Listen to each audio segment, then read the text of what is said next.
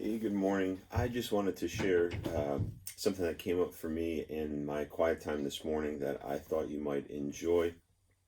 It's a reading found in the book of Second Corinthians. It's Paul's letter to the church in Corinth.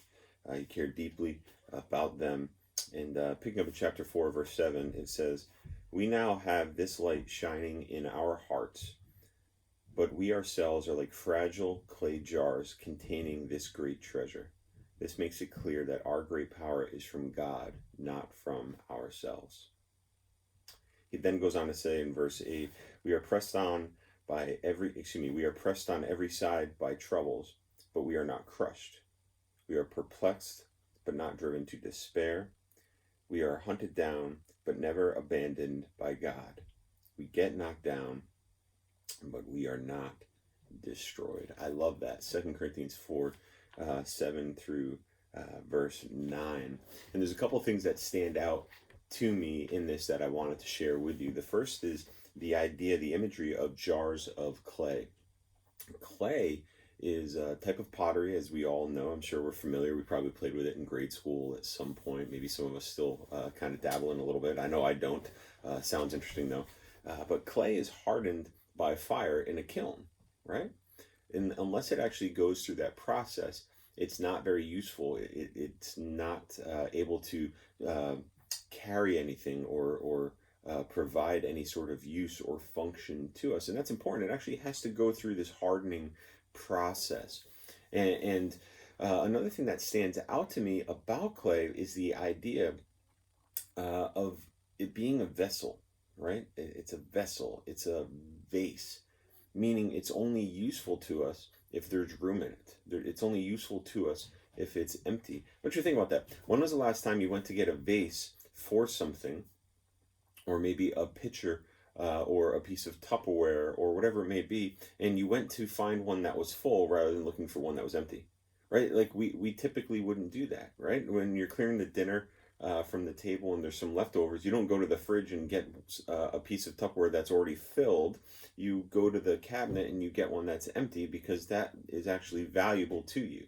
And so I want you to think about a vase and how its value is there when it's actually empty, not when it is full. When we are full, we're not able to carry what is being called of us. So when we think of ourselves as vases, it's important that we are empty. In fact, that's when we are most useful to God. I can't help but think that maybe God in this moment is emptying his jars, his vessels, so that there's room for something greater. Also, the jar itself is not what's of value. Now, I'm not going to go so far as to say that we're not valuable to God. We certainly are valuable. We're so valuable that he was willing to give his son for us so that we could have life with him. But what I'm talking about is I'm talking about the church. I'm talking about the purpose that we carry. The vessel, the vase is not what's of value here. It's what the vase is carrying that is truly of value. Think about it this way. Not as often as I should, um, like to bring home flowers to my wife Katie, and I should probably do this more often than I do now. But here's the thing: when we bring the flowers home, what do? We unwrap them and we find a vase and we put the flowers, we put the bouquet into a vase. Now, here's what I know: when the flowers are on the table and they're in the vase, no one's looking at the vase, right? Like that's not the goal. It could be a beautiful vase, but the goal is not the vase. The purpose of the vase is to carry or to hold that beautiful arrangement.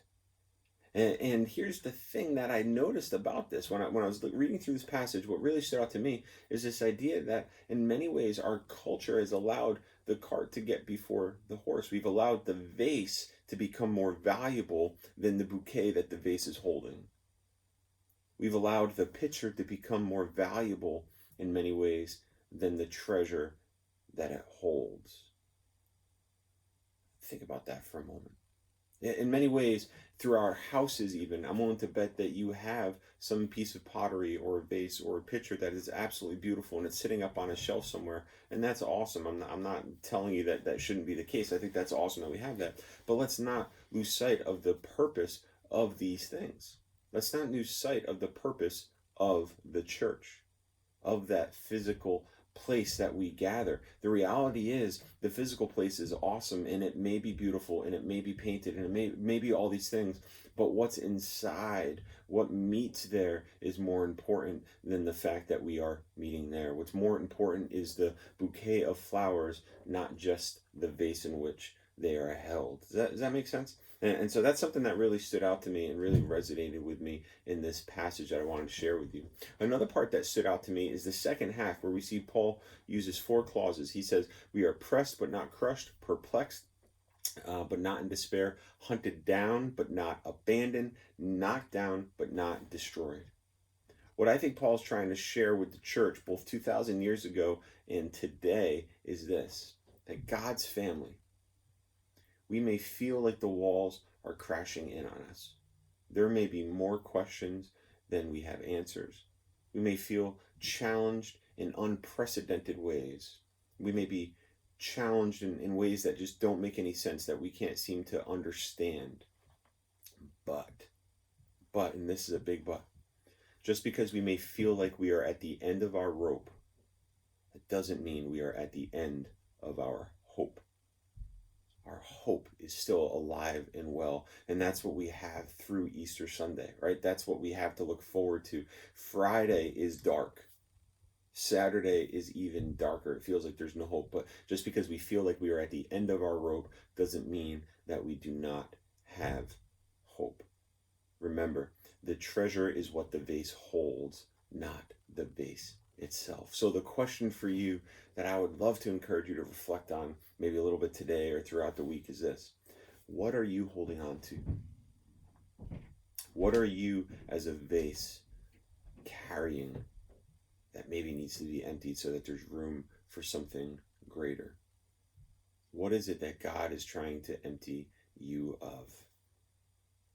Now, I would love to have the opportunity to pray for you specifically, and so if you would like to, not that there's anything special about me, but I would love to take some time this week to lift you up, and so if there's something that you want to share, you can do so in the comments, or you could send me a message privately. But know that I'm thinking of all of you. I'm praying for all of you. I hope that you're staying safe and that you're having a good week. And I would just challenge you to allow God in this moment to empty you so that you can be filled with something greater. All right. Well, I hope this message finds you well. My kids are screaming in the background, which means it's time for me to go. Praying for you. God bless.